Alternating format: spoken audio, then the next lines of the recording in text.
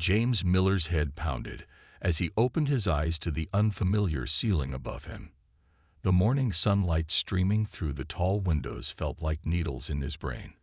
This wasn't his small apartment bedroom. The space around him was massive, with high ceilings and what looked like actual gold trim along the walls. "What happened last night?" he muttered, trying to lift his head from the impossibly soft pillow. His last clear memory was leaving work on Friday evening, planning to have just one drink at his usual bar. Everything after that was a blur. As he moved his hand to rub his face, something metallic clinked against his forehead.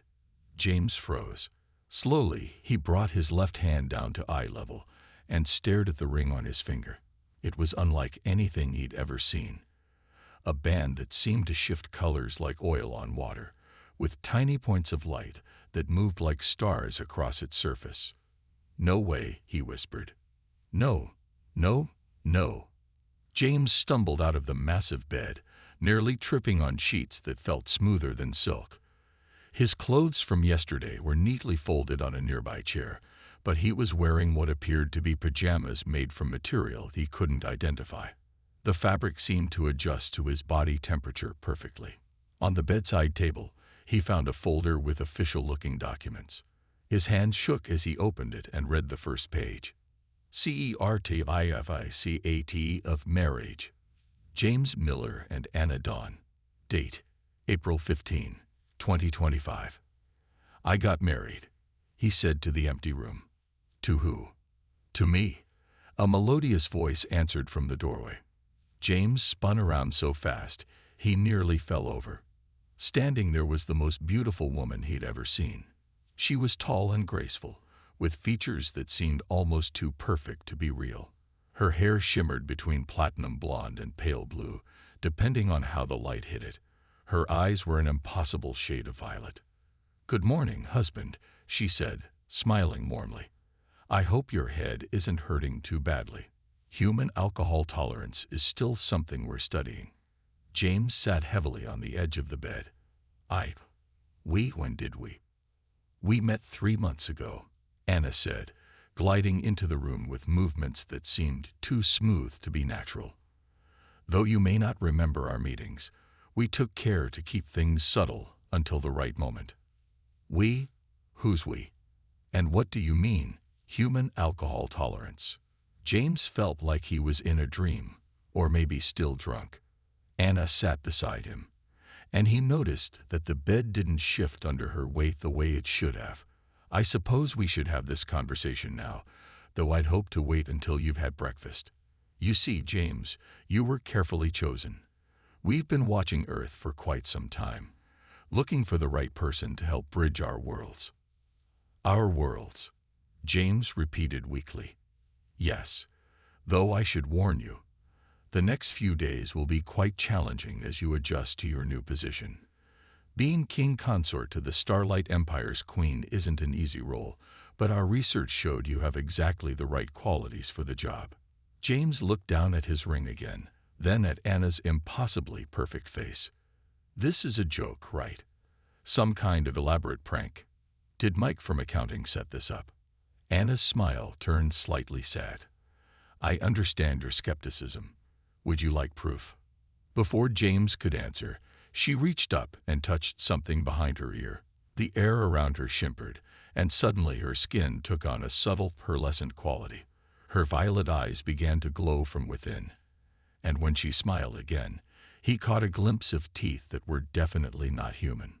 The holographic disguise can be uncomfortable for extended periods, she explained casually, as if she hadn't just shattered James's entire understanding of reality.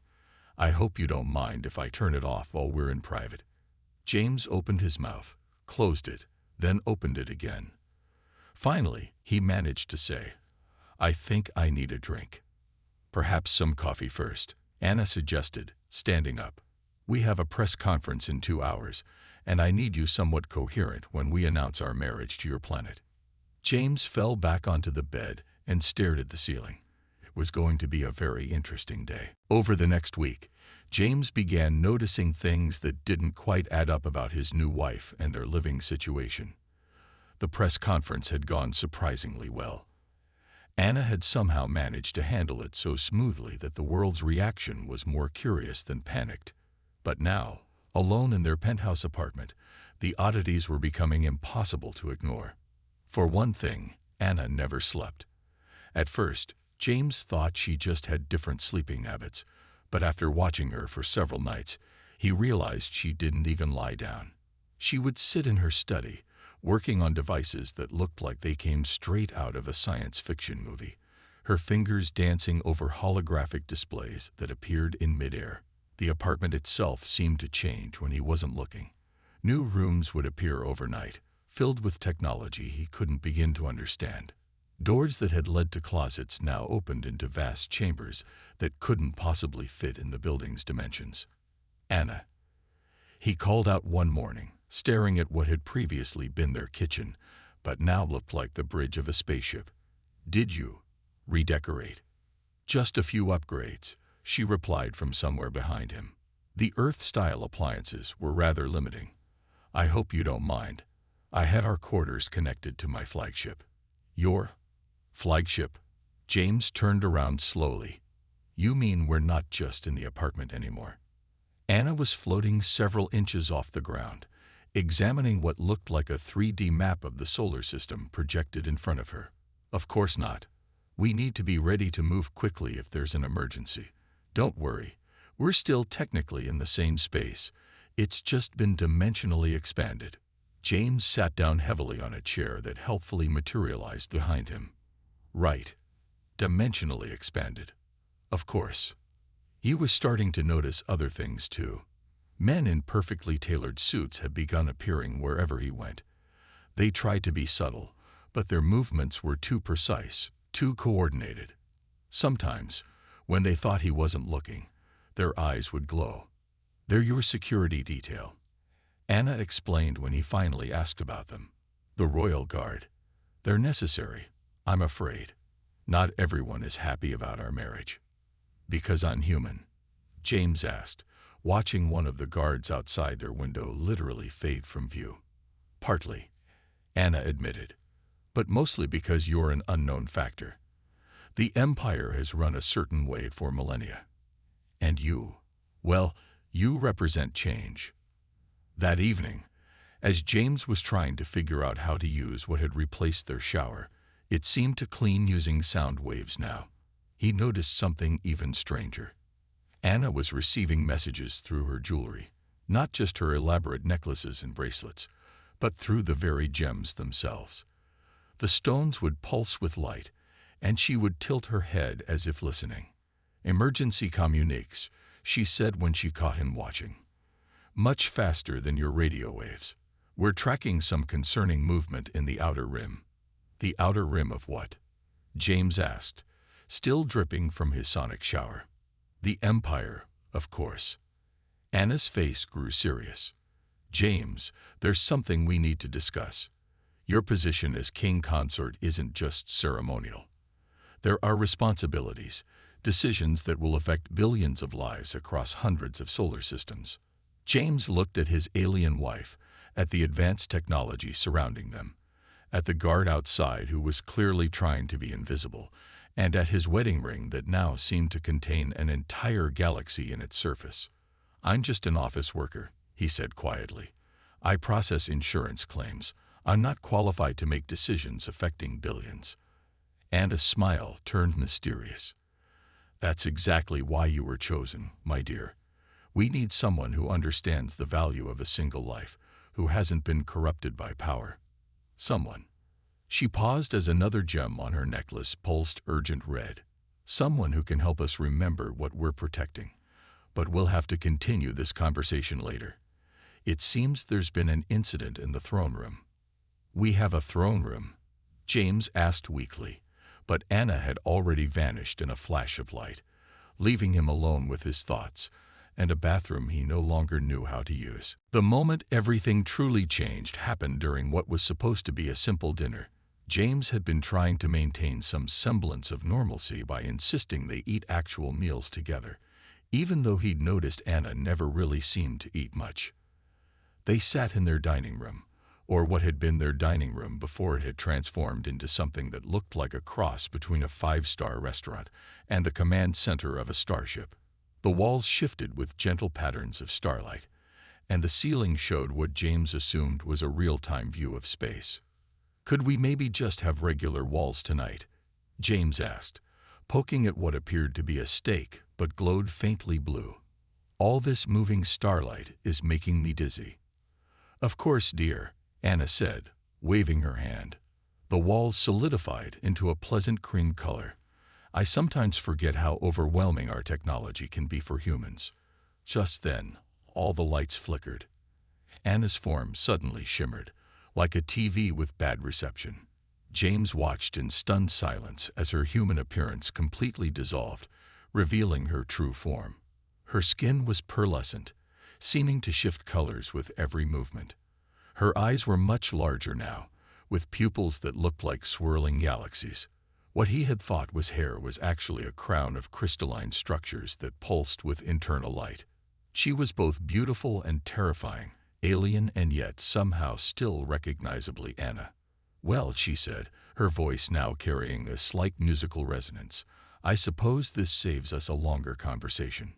James set down his glowing fork very carefully. "So, not just a regular alien, then?" Anna laughed, a sound like wind chimes in a gentle breeze. "No, not regular at all. I am the Queen of the Starlight Empire, ruler of 300 solar systems and protector of countless species across the galaxy." "And you married me?" James asked, his voice surprisingly steady. "Why?" "Because humanity is ready to join the galactic community, but they need the right introduction." Anna reached across the table, her crystalline fingers gentle against his hand. "We've watched your species for centuries. You're innovative, adaptable, and most importantly, you still have the capacity to dream. Many older species have lost that. But why me specifically? I'm nobody special." "That's exactly why you're special," Anna said. "You represent the average human, kind, hardworking, adaptable. You don't seek power, which makes you perfect to help wield it. Your background in insurance claims actually makes you uniquely qualified." James blinked. "How does insurance make me qualified to help rule an empire?" "You understand risk assessment, the value of protecting the vulnerable, and how to navigate complex systems of rules while maintaining empathy. These are rare qualities among those who typically seek power." Just then, several figures materialized around the room. Tall, crystalline beings similar to Anna, but with military bearing. They spoke in musical tones that somehow translated in James's mind. "My queen, the opposition is mobilizing. They're claiming the marriage is invalid under the ancient codes." Anna stood, her form seeming to grow larger. "They dare challenge a royal union. They claim humans are too primitive to qualify for the sovereign marriage clauses," another guard reported. James watched as his wife, the alien queen, seemed to glow with internal light. "Then perhaps it's time we showed them exactly what humans are capable of." She turned to James. "Dear, how do you feel about attending your first Galactic Council meeting?" James looked down at his glowing steak, then at his alien wife, then at the guards who were clearly waiting for his response. Finally, he shrugged. "Will there be better food than this? Because I'm pretty sure my dinner is radioactive." Anna laughed again, and the guards looked startled. Apparently, queens weren't supposed to laugh during political crises. "This is exactly why I chose you," she said. "You focus on what's important, the practical things that affect real people or beings. Are you ready to help me change the galaxy?" James stood up, straightened his tie, and nodded. "Lead the way, Your Majesty. But first, could someone please explain why my steak is glowing?" The guards exchanged confused looks as Anna took his arm, her crystalline form shimmering with amusement. "First lesson of galactic politics, dear. Never eat anything that glows unless you're sure which dimension it's from." The Grand Council chamber of the Starlight Empire was exactly as overwhelming as James had expected. The room was bigger than any stadium he'd ever seen, with representatives from hundreds of worlds seated in what looked like floating crystal pods. Some delegates were humanoid, others were anything but. There were beings of pure energy, crystalline structures similar to Anna, and things he couldn't even begin to describe. "Remember," Anna whispered as they approached their position at the center of the chamber, "you have every right to be here. Don't let them intimidate you." "Too late," James muttered, very aware that thousands of alien eyes were studying him.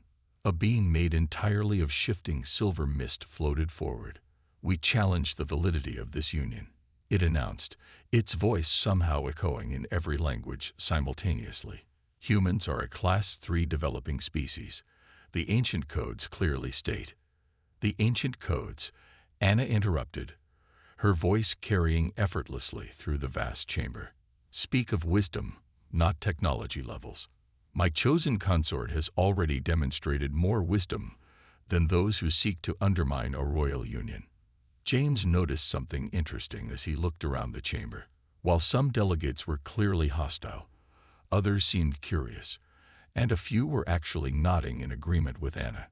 He'd seen this before, in board meetings where different departments fought over budget allocations.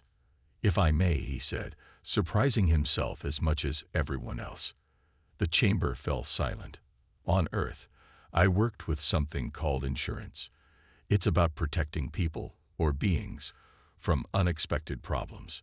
We assess risks, plan for disasters, help those who suffer losses.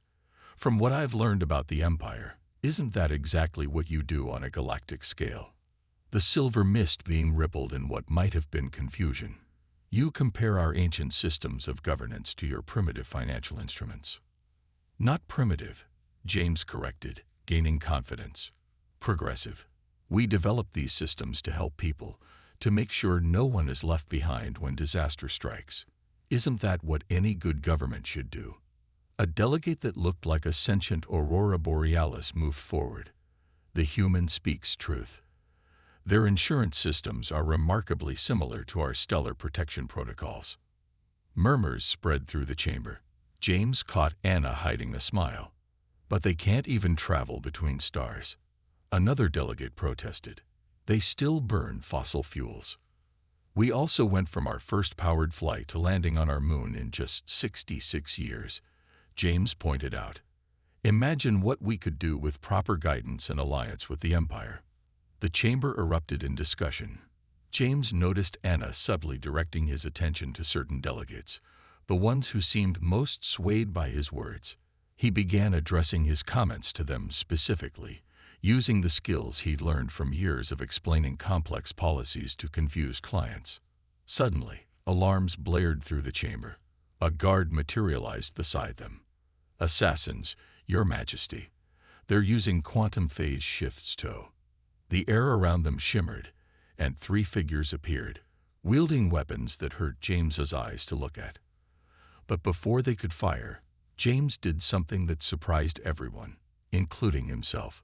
He ducked under the nearest floating platform, pulled Anna down with him, and pressed the panic button on his phone that he'd installed after the 5th assassination attempt that week. All electronics in the chamber instantly shut down, including the assassin's phase shifters and weapons. The Royal Guard, trained for exactly this scenario, quickly apprehended them. "How did you know that would work?" Anna asked as they emerged from their hiding place. "Simple insurance principle. Always have a backup plan that doesn't rely on your main systems," James said, straightening his tie. "I figured if they were using advanced tech, the simplest countermeasure would be most effective." The chamber was silent for a moment, then erupted in appreciative murmurs. The silver mist being drifted forward again. "Perhaps," it admitted, "we have underestimated both humans and the wisdom of our Queen's choice." As the council session resumed, now focused on integration plans rather than challenges to their marriage, Anna squeezed James's hand. "You know," she whispered, "for someone who claims to be just an insurance worker, you're quite good at galactic politics." "It's all risk assessment," James replied with a shrug. just on a slightly larger scale than I'm used to. The day Earth officially learned about aliens started like any other Tuesday, except that James was pacing nervously in a hidden space station orbiting the moon. "Are you sure this is the right way to do this?" he asked Anna, who was reviewing holographic reports floating around her. "Just appearing over every major city at once. Your world's governments agreed this would be less chaotic than letting rumors spread," Anna replied. "Though I admit, none of our previous first contact scenarios involved the planet's primary ambassador being married to their new queen." James looked out the viewing window at Earth below. Hundreds of ships from the Starlight Empire were holding position, waiting for the signal. Each was beautiful, crystalline, and larger than any human-made structure in history. 10 minutes until synchronized arrival," announced one of the bridge officers. "Remember your speech?" Anna asked. James nodded. They'd worked on it for weeks, trying to find the right words to tell humanity they weren't alone, and that one of their own was now technically their king. The ships began moving into position. James watched the news feeds from Earth as people began noticing the strange lights in the sky. Social media was exploding with theories, ranging from military exercises to the end of the world. 3 minutes, called the officer. James straightened his tie, still his security blanket after all these weeks. "You know, when I was processing insurance claims last month, I never thought I'd be introducing Earth to alien life." 2 minutes. The first official photographs were hitting the internet, crystal ships appearing through clouds, hovering over cities. Police were trying to control panic in some areas, while in others, people were having impromptu street parties. 1 minute. "Remember," Anna said softly, "just be yourself. That's why they'll trust you."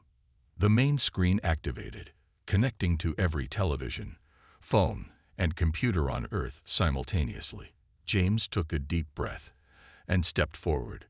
"Hello, Earth. My name is James Miller. Until recently, I was an insurance claims adjuster in Boston. Now, well, this is going to take some explaining." He watched the reaction feeds as he spoke, explaining about Anna, about the Empire, about humanity's new place in the galactic community. He emphasized the opportunities, the protections, the technological and medical advances that would be shared. "We're not being invaded or conquered," he assured the world. "We're being invited to join something bigger than ourselves. I know because I've seen it. The universe is more wonderful and strange than we ever imagined, and it's ready to welcome us." Questions started pouring in from every news organization on Earth. James answered them one by one, drawing on his experience explaining complex policies to confused clients. "Yes, we'll be sharing medical technology. No, we're not planning to replace Earth's governments. Yes, those ships are actually bigger than Manhattan. No, I haven't been replaced by an alien duplicate. Mom, I know you're watching. Remember when I crashed your car in high school, and we agreed never to tell Dad?" The tension began to ease as people realized their alien ambassador was just a regular guy trying his best to handle an impossible situation. When Anna joined him on screen, revealing her true form, there was remarkably little panic. "This is my wife, Queen Anna of the Starlight Empire," James said proudly. "And before anyone asks, yes, this makes me technically Earth's first galactic king. Trust me, I'm as surprised about this as you are." The first day of contact lasted 18 hours. James answered questions until his voice gave out, then kept going with help from some alien throat lozenges that made his voice sound like Morgan Freeman's for an hour. By sunset, the initial shock was wearing off. The ships had landed in designated areas, and the first official diplomatic meetings were being scheduled. Earth was handling things better than anyone had predicted. "You did well," Anna said as they finally took a break. "They trust you because you're still one of them." James watched the sun set over his changing world. "I just hope I can help them handle what comes next." "What comes next?" Anna said, her crystalline form glowing softly, "is entirely up to humanity. We're just here to open the door."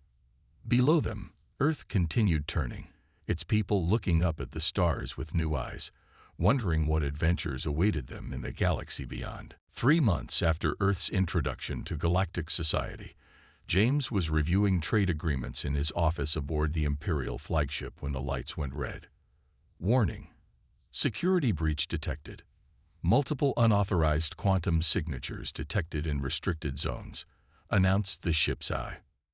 James had barely stood up when Anna materialized in his office, her crystalline form pulsing with urgent colors. "It's happening," she said. "The anti-human faction has made their move." "How bad?" James asked, already moving to the secure console they'd installed for emergencies. "They've taken control of the main defense grid and 3 major fleet sectors. They're demanding our abdication and the severance of all ties with Earth." Anna's voice was tight with concern. "They're using technology we didn't even know they had." James pulled up the tactical display he'd finally learned to read. The situation looked bad. Rebel ships were appearing throughout the Empire's key systems, using some kind of advanced cloaking technology that had bypassed their best defenses. "They've locked us out of the primary command networks," a guard reported, materializing beside them. "Our most advanced systems are not responding." James looked at the display, then at his wife, then back at the display. Something clicked in his mind. "They're using our own technology against us," he said slowly. "But what if we don't use technology to fight back?" Anna turned to him. "What do you mean?" "On Earth, when computer systems are compromised, sometimes the best solution is to go analog." James started typing rapidly. "They've prepared for your most advanced defenses, but what about your oldest ones?" Understanding dawned in Anna's galaxy-like eyes. "The ancient beacons. They're too primitive for modern interference." James nodded. "Exactly. And I bet these rebels are too young to even know how they work." Within minutes, they had activated a network of ancient signal devices scattered throughout the Empire. Technology so old it was considered obsolete, but still functional.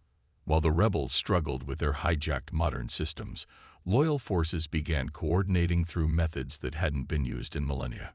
"They're trying to breach the throne room," reported a guard. "Their quantum disruptors are breaking through our shields." "Let them come," James said, surprising everyone. "In fact, clear all guards from the entrance." "What are you planning?" Anna asked. James smiled. "Insurance fraud investigators learn to think like criminals to catch them. These rebels have planned for every advanced defense, every high-tech security measure. So let's give them something they're not prepared for." Nothing. When the rebel leaders burst into the throne room, weapons ready, they found James sitting calmly at a simple wooden desk he brought from Earth, doing paperwork with an actual pen. "Can I help you?" he asked pleasantly. The rebels hesitated, thrown off by the lack of resistance and the seemingly primitive scene before them. "Where are the Queen and the defense systems?" demanded their leader. "Oh, those," James said, still writing. "We turned them off. Seems there was some kind of technical problem. I'm just catching up on some paperwork while we sort it out. Insurance habit, you know. Always keep good records." The rebels' confusion proved fatal. While they were focused on James and his mysterious calm, Anna's forces had surrounded the throne room using coordinates transmitted through the ancient beacons. The rebel leaders were captured without firing a shot. "How did you know that would work?" Anna asked later, as they watched the rebel ships being secured. "Simple human psychology," James replied. "When someone plans for every possible high-tech security measure, the thing that confuses them most is finding none at all. Besides," he added with a smile, "in insurance, the simplest explanation is usually the right one." The attempted coup became known throughout the Empire as the day human thinking saved the throne. The remaining opposition found it hard to argue against humanity's inclusion after that. "You know," Anna said, watching the last rebel ships being escorted to Imperial custody, "for someone who claims to be just an ordinary human, you have quite a gift for galactic strategy." James shrugged. "Just doing what any good insurance adjuster would do." assessing risks and finding the most practical solution. But they both knew that something had changed. The Empire had seen firsthand that sometimes the most primitive solution could be the most effective, and that humanity's way of thinking might be exactly what they needed. 1 year after James Miller accidentally married an alien queen, he stood at the observation deck of the Imperial Palace, watching ships from Earth dock alongside vessels from hundreds of other worlds. Earth had changed remarkably in that time. The integration with the Starlight Empire had been smoother than anyone expected, largely because James insisted on taking things slowly. Technological advances were introduced gradually, with careful consideration for their economic and social impact. Admiring the view, Anna asked, materializing beside him in her true crystalline form, which he now found more beautiful than her human disguise. "Just thinking about how much has changed," he replied. "Did you really know this would work out when you chose me?" Anna's form shimmered with amusement. "I knew you had potential. Though I admit, I didn't expect you to revolutionize our entire approach to governing." She had a point. James had introduced concepts from his insurance background that had transformed how the Empire handled everything from disaster response to conflict resolution, risk assessment, cost-benefit analysis, and most importantly, the idea that every being, no matter how small or seemingly insignificant, deserved protection. "The latest reports from Earth are encouraging," Anna continued. "The medical technology we shared has eliminated most major diseases. Poverty is decreasing as new jobs open up in interstellar industries, and the cultural exchange programs are extremely popular." James nodded. Who knew aliens would be so interested in human music and art? "Though I'm still not sure about that reality show they're making about us.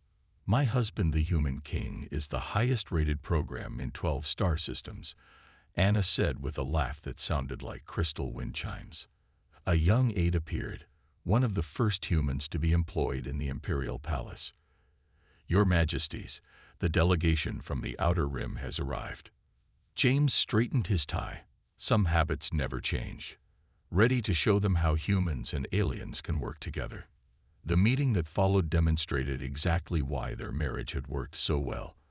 As the delegation presented their concerns about trade routes and security, James listened with the patience of someone who had spent years dealing with upset insurance clients.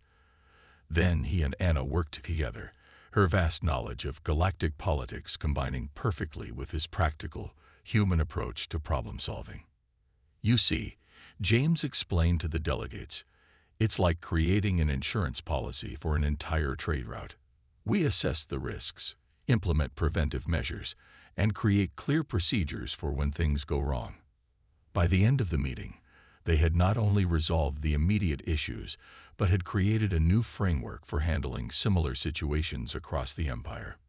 Later that evening, as they watched the sun set over the capital city, which still amazed James with its impossible architecture and floating gardens, Anna turned to him with a serious expression. "Do you ever regret it?" she asked. "Marrying me? Taking on all this responsibility?" James thought about his old life. The small apartment, the endless insurance claims, the lonely evenings. Then he looked at his amazing wife, thought about the billions of lives they'd helped improve, and the adventures they'd had together. "Never," he said honestly. "Though I do sometimes miss being able to make coffee without the machine trying to analyze my mood and adjust the caffeine content accordingly." Anna laughed, and nearby guards tried to hide their smiles. The Human King's sense of humor had become legendary throughout the Empire. A notification appeared in the air before them. Another Earth vessel was requesting permission to dock. James watched as it was guided safely into port, its human crew about to step into a world of wonders he now called home. "You know what the best part is," he said to Anna.